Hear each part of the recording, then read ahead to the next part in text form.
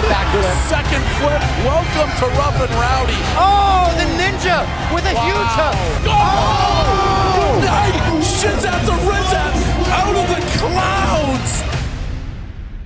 That fight is going to be fireworks. Welcome back to Ref and Robbie. I'm your host, Robbie Fox, Rough and Rowdy commentator and analyst, and with me is my co-host, Large, Rough and Rowdy referee. Last week, we dove back into the past, into the history of Rough and Rowdy, but this week, we're going to be talking about the future. Rough and Rowdy 21, and one of the best matchups on the card, Shizat the Rizat versus the Ninja. I played the student last episode. I'm taking the reins this one. Okay. Because I love this matchup, and there aren't many styles involved in this, but I think we have plenty of tape to look at because these guys have been mainstays in the Rough and Rowdy universe for so goddamn long, and we got some empirical evidence that I'm gonna break down and make sure that you and everyone are ready to watch Shizat the Rizat take on the American Ninja. We're also going to look at the top 5 ring girl fails and talk about the stakes in this fight. They've never been higher, Large. I'm unhappy about this because, again, I like seeing these guys at Rough and Rowdy. American Ninja is great for the camera. I talk the talk and I walk the walk. I'm the best! Shizat the Rizat and I have done multiple shots of whiskey over the years. Demi Lovato, if you're trying to get treated right, come see me. I am the face of Rough and Rowdy. But we just heard this is a retirement match. It is. Loser leaves town. So loser no longer can fight in Rough and Rowdy. It's similar to, I think Undertaker has had plenty of them. Yep. Lisa Ann has filmed plenty of them where she's been destroyed for the final time. So one of these guys is going to be walking away from Rough and Rowdy after this match, which just makes the stakes even higher and the whole thing more enjoyable. Now, Large, at the end of last week's episode, we teased this matchup a little bit, but I want to get into the sweet science, the meat and potatoes. Can you break this fight down for us? Robbie, I'm going to break it down for you guys, but all you need to know is mustaches. If you look at Shizat the Rizat's mustache, it has a little bit more of a methy feel to it. Miley Cyrus, Yeah. I've had my eye on you for a while, sweetheart. Whereas the Ninja has that polished, beautiful type thing. We'll go physiques, we'll go fight styles, and we'll see them actually in the ring. I got it all for you. We're gonna break it down right now. Self-proclaimed face of Rough and Rowdy, Shizat the Rizat. You're gonna get your ass embarrassed. Ninja, one of the most eccentric fighters in Rough and Rowdy history, hit backflips mid-fight. Oh, there's a backflip. Second flip. Welcome to Rough and Rowdy. I'm gonna do backflips on Ninja's grave. He's the Pied Piper of Rough and Rowdy. Oh! Night! This is Rough and Rowdy. Welcome, fellas. All right, Robbie, so there is no easier way to break down a fight than having the benefit of these guys fighting before. So they faced off together in 2020 at Rough and Rowdy 12. You were ringside. Yeah. I was not there for it yet. What do you remember from that matchup? It was a tough fight. It was a really back and forth brawl, These guys have strong chins because they are landing punches. and it looked like the American Ninja was getting the better of Shizat the whole time, but Shizat, you know his chin, he didn't go down once. Yeah, and 3 years is a long time in regular fighting. It's a lifetime in Rough and Rowdy fighting. So we're gonna break down some tape. Oh, the Ninja! Brendan Kelly, the Ninja. Shizat the Rizat. Now it's fight time. Big shot by Ninja. Oh, big shot! I'm gonna give that to Brendan Kelly. All right, Robbie, so we have to start somewhere. Let's start with Shizat the Rizat. I'm gonna take a look at this tape, and it gives you his humble beginnings. That's an old dirt road. I believe that's a crick, and that's definitely a shack. Next thing you're gonna see is the absolute classic look of a guy doing chin-ups off of a 2x4. I ain't no joke, dude.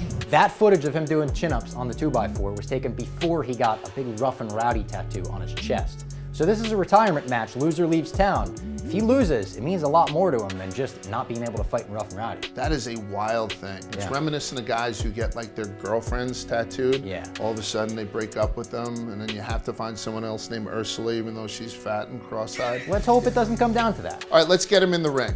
So this clip right here is a perfect example of Shizat's stopping power. And I'm gonna stop it here on the first replay just to show you something. That right hand lands, and then right there.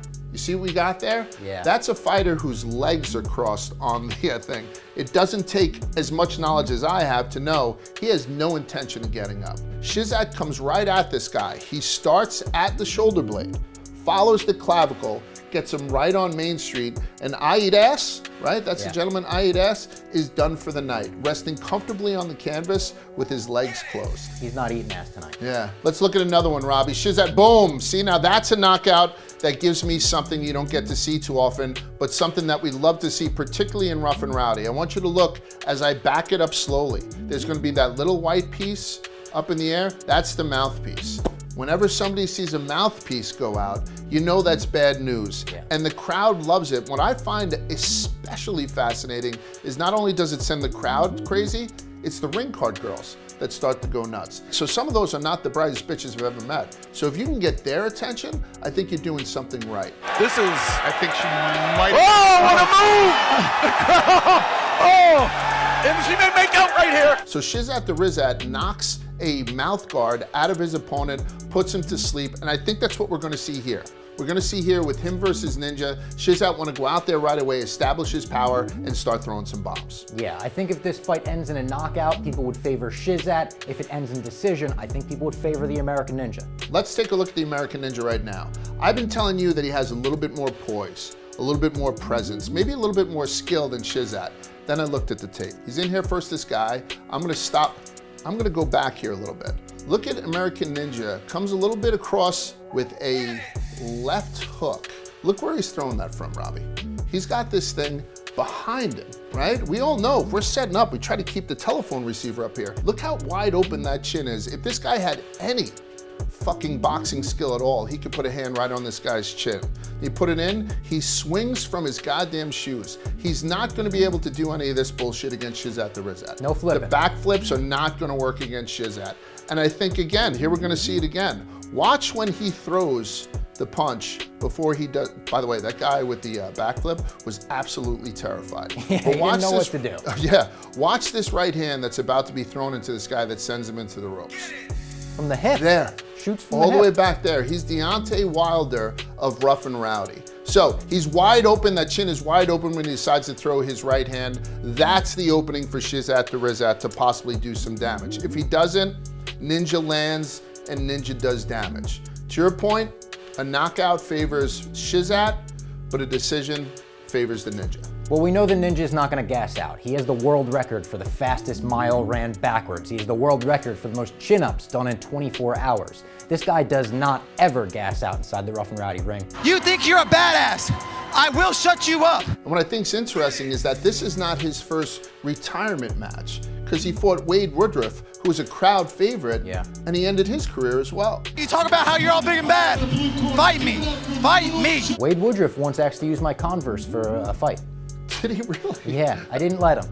You did, yeah, those are very close to your heart. But I gotta say, after watching so much tape, I still can't tell whether they're right-handed or left-handed. No, and I know a lot of people want us to make the pick here, but Large, this might be too close to call. Look, we're trying to go pluses and minuses, but I think these guys are a very even matchup at the end of the day. So you're right. I don't think a prediction is one that can be easily made from either of us, particularly one that might be refereeing. And one that might be commentating. Damn right. The underboob always plays, boys. Furry just got fucked. That was incredible. What the fuck? Large, that was intense. I get that big fight feel in my chest just talking about that matchup. So let's lighten the mood. Let's show the other side of Rough and Rowdy, the lighter side, and talk about the top 5 ring girl fails. Bring on the ladies. At number 5, we have somebody ring girling for 2. Pregnant ring girl. Oh, pregnant ring girl.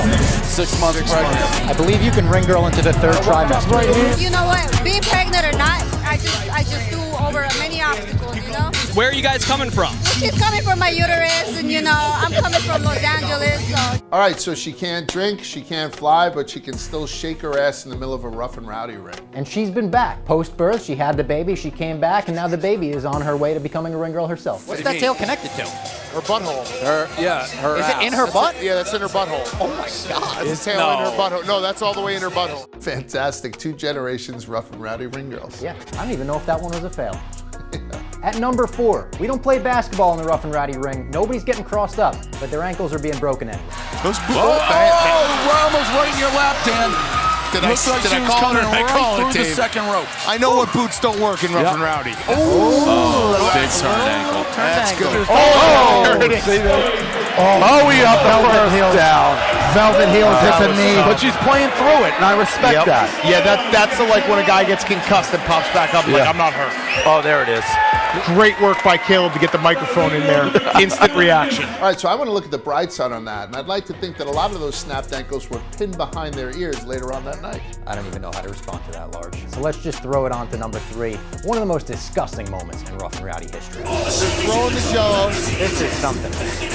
I don't know. It's one of those moments, Robbie, where we haven't stood up in 4 hours. We've been I know my knees actually go. It still hurts. Are they wrestling or just throwing it on each other? We don't know what's happening, Ninja, but great fight tonight. You know it's bad when Ninja has to come over to the commentary booth and ask if they're fighting or just throwing Jello on each other. Robbie, I'd like to think that's the reason why the terrorists hate us. At number 2, we've got the Milkman, who always delivers, pouring 2 gallons of milk on 2 ring girls. The milkman is back! The milkman is back! This is a wild scene! Now they're not fighting, now they're kissing. All the people who failed drug tests are basically fighting back and trying to fight. This guy's got a he's on high, he's high, folks.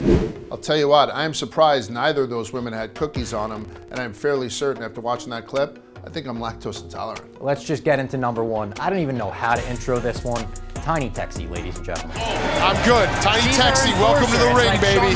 Let's go. Okay, now and here we go. There's Tiny Texie. I told you it gets a little bit weird. This is when they start fucking in the middle of the ring. Yeah, I like this. Spanking. You got to tidy up on the shoulders. I like it. They're changing it up every time, keeping us guessing. We don't know what's going to happen. And here she comes. That was Goldberg. Oh, no! That was a Goldberg spear. Oh, no! Oh! Robbie, I'm not comfortable watching that. And if you're a big fan of that, there's a good chance your next kid will be born with antlers. What that did provide us with, though, is one of the best commentating moments of all time, and it was from you. Tiny Texie. Tiny Texie. Waving to the crowd, they call that a microwave. Ooh, a microwave. Yeah, that's right. So we talked about the ring girl moments, we talked about the retirement fight, but let's talk about who's getting the winner of Shizat the Rizat versus the American Ninja. There's a number 1 contender fight on this card that is a dark horse for fight of the night. Robbie, I'll tell you real quickly, Lord Burns is I think he's an excellent boxer. He's certainly an excellent athlete, but there is an X factor involved here, and it's this vampire guy. Can you do a shot with gloves on? Oh, you're on parole. I forgot about this. This guy's fighting Spencer. He's the guy with the ankle bracelet. And then he pointed out the state-issued anklet because he had just gotten out of prison. I'm telling you, anything can happen. And we're going to break that down next week on Ref and Robbie, so make sure you tune in back on Thursday. Oh, it's over! He's dancing on it! Oh!